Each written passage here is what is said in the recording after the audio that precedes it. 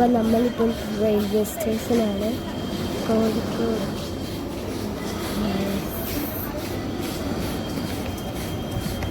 നാളെ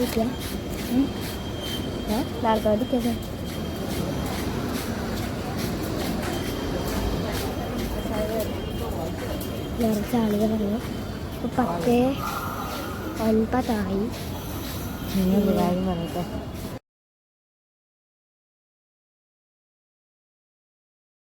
bus stand. കുറേ നാളത്തെ ആഗ്രഹമായിരുന്നു കോഴിക്കോട് ഒന്ന് കാണണമെന്ന്. പ്രത്യേകിച്ച് പറഞ്ഞു മുട്ടായി തെരുവ്. പണ്ട് എൻ്റെ ചെറുപ്പത്തിലാകട്ടോ ഇവിടെ ഈ തീപിടുത്തം ഉണ്ടായെന്നൊക്കെ കണ്ടേ. അപ്പോൾ അന്ന് മുതലുള്ള ഒരാഗ്രഹമായിരുന്നു ഇവിടെ ഒന്ന് പോകണം, കാണണം എന്നുള്ളത്. പക്ഷേ നടക്കുമെന്നൊന്നും കരുതിയൊന്നുമില്ല കേട്ടോ. പക്ഷെ എന്നാലും നടന്നു.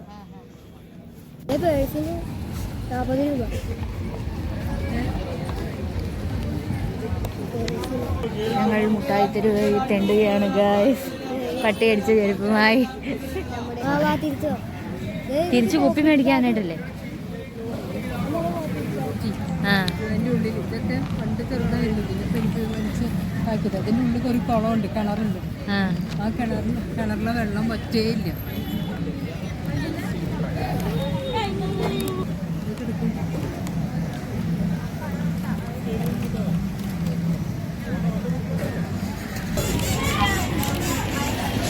എന്തെങ്കിലും എടുത്തുകൊണ്ട് ചെന്നില്ലെങ്കിൽ അച്ഛൻ പറയും.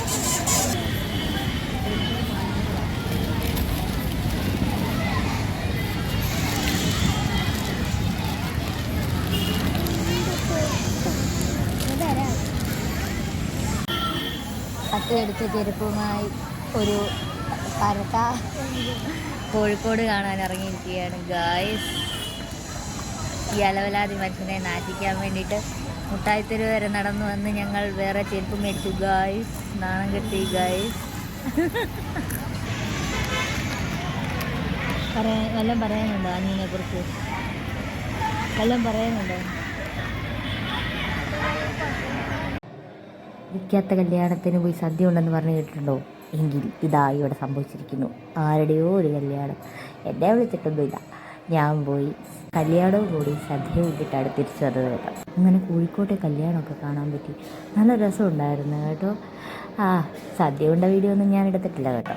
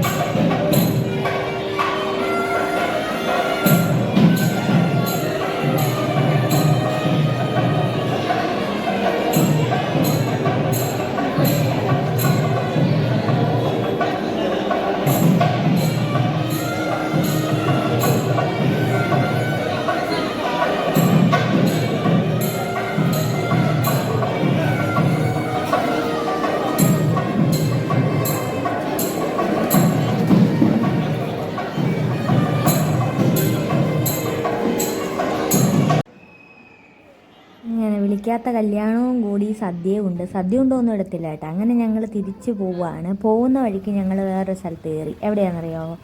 മാനാഞ്ചിറ പാർക്ക്. അവിടെയും കയറി. വീണ്ടും ഞങ്ങൾ നമ്മുടെ മുട്ടായി തെരുവിലൂടെയൊക്കെ പോയി റെയിൽവേ സ്റ്റേഷനിലെത്തി. അങ്ങനെ ഞങ്ങൾ തിരിച്ച് വീട്ടിലോട്ട് പോരുവാണ്.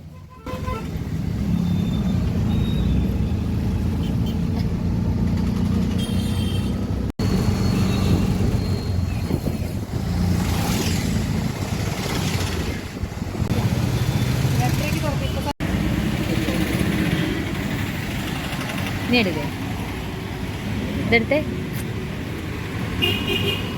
നിന്റെ കാണിച്ചേടാ.